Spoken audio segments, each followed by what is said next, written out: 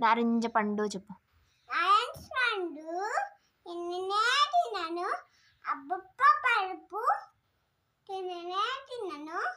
ముక్కలు కోసి చెక్క చెరిపి గిరగిర తిప్పి గుడ్డు గుడ్డ తాగితే అబ్బబ్బ ఆగితే. చిట్టి చిలకమ్మ చెప్పు. చిట్టి చిలకమ్మ అమ్మ కట్టిందా తోటకెళ్ళావా, పండు చెట్టావా, గుడ్లో పెట్టావా, గుడ్డుకు మింగావా. గాలిపటం చూడరా చెప్పు.